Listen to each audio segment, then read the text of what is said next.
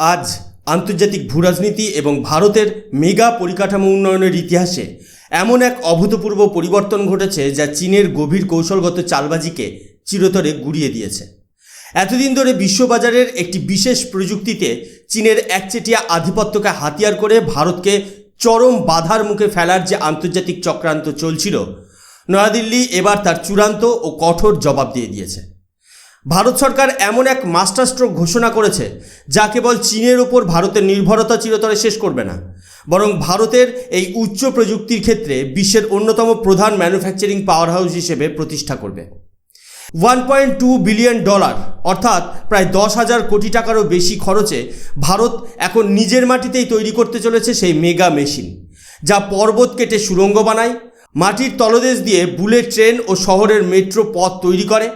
কিন্তু প্রশ্ন হলো, চীনের কোন কাস্টম ব্ল্যাকমেল ভারতের এই মেগা সিদ্ধান্তকে দ্রুত বাস্তবায়নে বাধ্য করলো? কেন জার্মানির শীর্ষ প্রযুক্তি কোম্পানি চীন থেকে নিজেদের ব্যবসা গুটিয়ে সরাসরি ভারতের চেন্নাইয়ে তাদের এশিয়ার বৃহত্তম কারখানা খুলতে বাধ্য হলো? আর কিভাবে ভারতের এই একটিমাত্র পদক্ষেপ চীনের হাজার হাজার কোটি টাকার গ্লোবাল মনোপলি ধ্বংস করে দিল? আজকের এই বিশেষ ভিডিওতে আমরা এই পুরো বিষয়টির পুঙ্খানুপুঙ্খ জিওপলিটিক্যাল বিশ্লেষণ করব। আমি সুশোভন, আপনারা দেখছেন আপনাদের প্রিয় চ্যানেল অদ্ভুত অথচ বাস্তব। মূল আলোচনায় প্রবেশ করার আগে আপনাদের কাছে আমার কয়েকটি অত্যন্ত মৌলিক ও গুরুত্বপূর্ণ প্রশ্ন।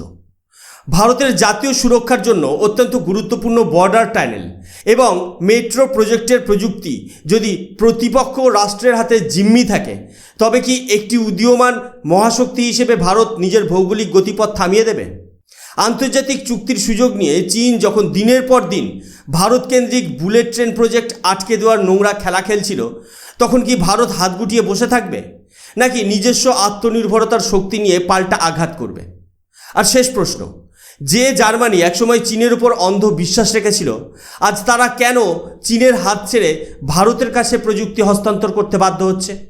এই সবকটি প্রশ্নের স্পষ্ট, তথ্যভিত্তিক এবং বস্তুনিষ্ঠ উত্তর আপনারা পাবেন আজকের এই বিশেষ নিউজে।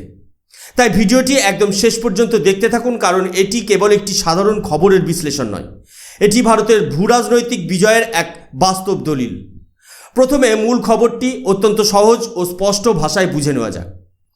ভারত সরকার বিশ্বমানের হাই ভ্যালু কনস্ট্রাকশন এবং ইনফ্রাস্ট্রাকচার ইকুইপমেন্টসের জন্য একটি বিশাল 10,000 কোটি টাকারও বেশি অর্থাৎ প্রায় $1.2 বিলিয়ন ইনসেন্টিভ স্কিম অনুমোদন করতে চলেছে। এই প্রকল্পের সিংহভাগ অংশ বরাদ্দ করা হয়েছে টিবিএম বা টানেল বোরিং মেশিনের দেশীয় ডিজাইনিং, ইঞ্জিনিয়ারিং এবং কমপ্লিট ম্যানুফ্যাকচারিংয়ের জন্য। ভারতের এই মেগা সিদ্ধান্তের মূল উদ্দেশ্য হলো টানেল বোরিং মেশিনের ক্ষেত্রে চীনের ওপর থাকা সমস্ত নির্ভরতা চিরতরে বাতিল করা। আগামী 7 বছরের মধ্যে এই $1.2 বিলিয়ন ইনসেন্টিভ প্রোগ্রামের মাধ্যমে প্রায় $1.8 বিলিয়ন সরাসরি ফ্রেশ ইনভেস্টমেন্ট আসতে চলেছে ভারতের অভ্যন্তরীণ ম্যানুফ্যাকচারিং সেক্টরে। কিন্তু এই মেগা স্কিমের পেছনে রয়েছে একটি গভীর আন্তর্জাতিক ঘটনা, যা না জানলে আপনারা ভারতের এই সিদ্ধান্তের গুরুত্ব বুঝতে পারবেন না। ঘটনাটি শুরু হয়েছিল আজ থেকে প্রায় 2 বছর আগে, 2024 সালের অক্টোবর মাসে। নয়াদিল্লির মেট্রোতে ভ্রমণের সময় ভারতের কেন্দ্রীয় বাণিজ্য ও শিল্পমন্ত্রী শ্রী পীযূষ গোয়েল এবং জার্মানির তৎকালীন ভাইস চ্যান্সেলর রবার্ট হ্যাবেকের মধ্যে এক ঐতিহাসিক ও অভাবনীয় কথা কাটাকাটি হয়। আপনারা এখন স্ক্রিনে যে নিউজ আর্টিকেলের স্ক্রিনশটটি দেখছেন, এটি ফরচুন ইন্ডিয়ার প্রকাশিত একটি অত্যন্ত বিশ্বস্ত আন্তর্জাতিক প্রতিবেদন, যেখানে পরিষ্কার দেখা যাচ্ছে পীযূষ গোয়েল সরাসরি জার্মানির ভাইস চ্যান্সেলরকে কিভাবে কড়া ভাষায় প্রশ্ন করছিলেন। পীযূষ গোয়েল জার্মান মন্ত্রীকে সরাসরি বলেন যে জার্মানি তাদের বিশ্বখ্যাত টানেল বোরিং মেশিনের প্রযুক্তি চীনকে হস্তান্তর করেছে, কিন্তু আজ সেই চীন সেই প্রযুক্তিকে রাজনৈতিক হাতিয়ার বানিয়ে ভারতের গুরুত্বপূর্ণ পরিকাঠামো প্রজেক্টগুলোকে আটকে দেওয়ার চেষ্টা করছে। জার্মানির মূল প্রযুক্তি হওয়া সত্ত্বেও ভারত যখন সেই প্রযুক্তি ব্যবহার করতে চায়, তখন চীন কাস্টমস ক্লিয়ারেন্স এবং সেফ বাহানা বানিয়ে ভারতকে মেশিন সরবরাহ করতে বাধা দিচ্ছে। এই নিউজ রিপোর্টে স্পষ্ট উল্লেখ রয়েছে যে জার্মানির কোম্পানি হেডেন কানেক্ট তাদের যে ম্যানুফ্যাকচারিং ইউনিট চীনে তৈরি করেছিল, সেখানে উৎপন্ন টানেল বোরিং মেশিনগুলো যখন ভারত অর্ডার করে, তখন চীনা প্রশাসন উদ্দেশ্য প্রণোদিতভাবে সেগুলো রপ্তানি আটকে দেয়। পীযূষ গোয়েল জার্মান ভাইস চ্যান্সেলরকে পরিষ্কার জানিয়ে দিয়েছিলেন, জার্মানির এই অদূরদর্শী নীতির কারণে ভারতকে আজ সংকটের মুখোমুখি হতে হচ্ছে। আর ঠিক সেখান থেকে শুরু হয় ভারতের এক নতুন স্ট্র্যাটেজিক মাস্টার প্ল্যান। এবার অত্যন্ত সহজ ভাষায় বুঝে নেওয়া যাক এই টানেল বোরিং মেশিন বা টিবিএম জিনিসটি ঠিক কী এবং এটি ভারতের নিরাপত্তার জন্য কেন এত বেশি গুরুত্বপূর্ণ। সাধারণভাবে বলতে গেলে আমরা শহরের বুক চিরে যে ভূগর্ভস্থ মেট্রো রেল দেখি কিংবা হিমালয়ের দুর্গম পার্বত্য এলাকায় সেনার দ্রুত যাতায়াতের জন্য যে বিশালাকার সুড়ঙ্গ পথ তৈরি করা হয় অথবা মাটির তলদেশ দিয়ে যে হাইওয়ে ও সুয়েজ লাইন বানানো হয়, সবই তৈরি করতে ব্যবহৃত হয় এই দানবীয় মেগা মেশিন। এই মেশিনটির ওজন কয়েক হাজার টন হতে পারে এবং দৈর্ঘ্য হতে পারে 100 মিটারেরও বেশি। এটি মাটির নিচে ধীরে ধীরে ড্রিল করে মাটি বা শক্ত পাথর কেটে বের করে আনে এবং সাথে সাথে সুড়ঙ্গের কংক্রিট ওয়াল বসিয়ে দিয়ে এগোতে থাকে। সবচেয়ে গুরুত্বপূর্ণ বিষয় হলো প্রতিটি টিবিএম মেশিন নির্দিষ্ট প্রজেক্টের জন্য কাস্টম ডিজাইন করা হয়, অর্থাৎ দিল্লির মাটির গঠন এবং কলকাতার গঙ্গার তলদেশের মাটির গঠন এক নয়। ফলে দিল্লির জন্য তৈরি মেশিন দিয়ে কলকাতায় কাজ করা সম্ভব নয়। ফলে কোনো কারণে এই মেশিনের সাপ্লাই চেন আটকে গেলে শর্ট নোটিশে অন্য কোনো উপায়ে সুড়ঙ্গ খোঁড়া একেবারেই অসম্ভব। ভারতের dream project Mumbai Ahmedabad high speed rail project বা বুলেট ট্রেনের কাজ ঠিক এই দুর্বলতাকেই অস্ত্র বানিয়েছিল চীন। এই প্রজেক্টে মুম্বাইয়ের কাছে প্রায় 21 কিলোমিটারের একটি বিশাল ভূগর্ভস্থ সুড়ঙ্গ তৈরির পরিকল্পনা ছিল, যার মধ্যে থানে ক্রিকেট তলদেশ দিয়ে যাওয়া 7 কিলোমিটার অত্যন্ত জটিল সুড়ঙ্গ অন্তর্ভুক্ত ছিল। এই কাজের জন্য ভারত জার্মান ডিজাইনের 3টি বিশালাকার টিবিএম অর্ডার করেছিলেন, আর এই মেশিনগুলো তৈরি হচ্ছিল চীনের ওয়াংঝুতে অবস্থিত কারখানায়। স্ক্রিনে দেখানো টাইমস অফ ইন্ডিয়ার এই বিশেষ রিপোর্টটিতে পুরো বিষয়টি বিস্তারিতভাবে বর্ণনা করা হয়েছে। চীন কিভাবে স্ট্র্যাটেজিক লেভেলে কাস্টম ক্লিয়ারেন্স আটকে দিয়েছিল এবং বলেছিল যে সমুদ্রের পোর্টে জ্যাম থাকার কারণে মেশিন ভারতে পাঠানো যাচ্ছে না। মাসের পর মাস ধরে চীন এই বিলম্ব করার খেলা এবং ডিলে ট্যাকটিক্স চালাতে থাকে, যাতে ভারতের বুলেট ট্রেন প্রজেক্ট বছরের পর বছর পিছিয়ে যায়। যদিও ভারতের তীব্র কূটনৈতিক চাপ এবং দীর্ঘ মধ্যস্থতার পর শেষ পর্যন্ত এই মেশিনগুলো ছাড়াতে ভারত সক্ষম হয়েছিল, কিন্তু নয়াদিল্লি বুঝে গিয়েছিল যে ভারতের সার্বভৌমত্ব এবং জাতীয় পরিকাঠামোর ভবিষ্যৎ কোনো অবস্থাতেই অবিশ্বস্ত চীনের দয়ার উপর ছেড়ে দেওয়া যায় না। ভারত সিদ্ধান্ত নেয় মেড ইন ইন্ডিয়া তো বটেই, এবার ডিজাইনিং, ইঞ্জিনিয়ারিং এবং সম্পূর্ণ ম্যানুফ্যাকচারিং হবে ভারতের নিজের মাটিতে। জার্মানি খুব ভালো করেই বুঝতে পেরেছিল যে পীযূষ গোয়েলের সেই দিনের বার্তাটি কেবল একটি কূটনৈতিক ক্ষোভ ছিল না, বরং তা ছিল একটি কঠোর ব্যবসা হারানোর সতর্কতা।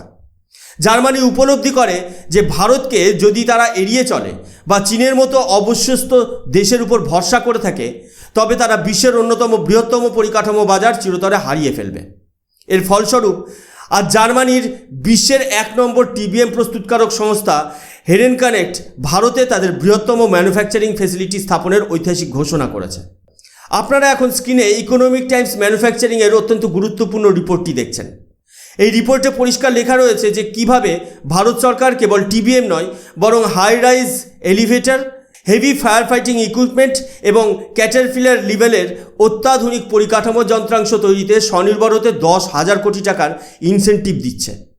এই বিশাল স্কিমের প্রত্যক্ষ ফল হিসেবেই জার্মানির হেরেন কানেক্ট তামিলনাড়ুর রাজধানী চেন্নাইতে প্রায় 12.5 একর জমির উপর এক বিশাল ম্যানুফ্যাকচারিং প্ল্যান্ট স্থাপন করতে চলেছে।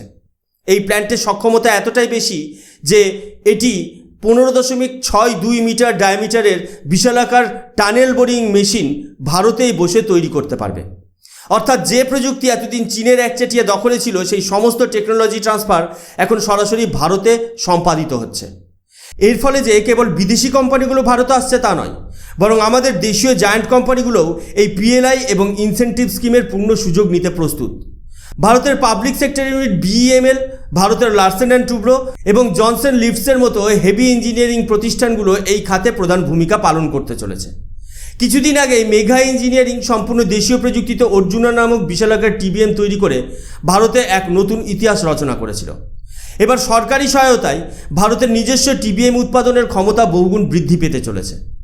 বন্ধুরা, এই পদক্ষেপের ভূরাজনৈতিক গুরুত্ব কতটা বিশাল তা গভীরভাবে বোঝার চেষ্টা করুন। প্রথমত, এটি ভারতের জাতীয় সুরক্ষাকে সম্পূর্ণ নিষ্কণ্টক করে তুলেছে।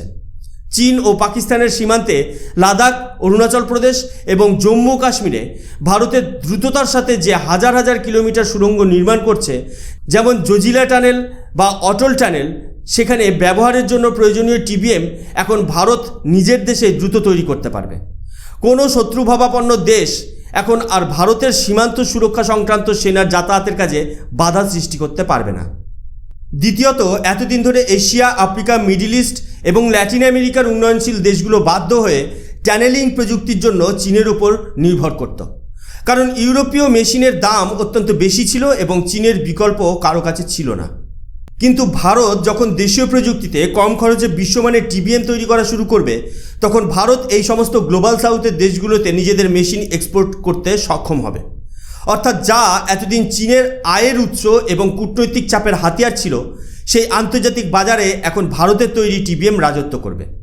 তৃতীয়ত, ভারতের চেন্নাই মেট্রো রেল লিমিটেডের phase 2 expansion, Mumbai coastal project এবং আপকামিং সমস্ত উচ্চগতির রেল প্রজেক্টে ভারতীয় টিবিএম ব্যবহৃত হওয়ার ফলে দেশে হাজার হাজার কোটি টাকা বিদেশে চলে যাওয়া বন্ধ হবে এবং ভারতে হাজার হাজার উচ্চ প্রযুক্তির ইঞ্জিনিয়ারিং কর্মসংস্থান সৃষ্টি হবে।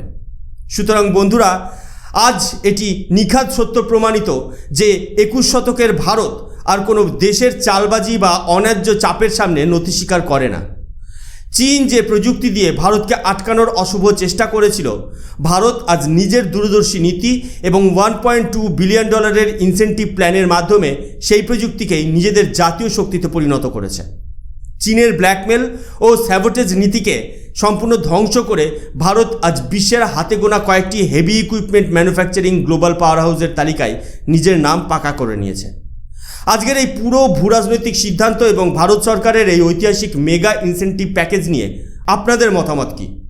আপনারা কি মনে করেন যে ভারতের এই কঠোর এবং আত্মনির্ভর পদক্ষেপ চীনের ইকোনমিক দাদাগিরিকে উপযুক্ত জবাব দিতে পেরেছে?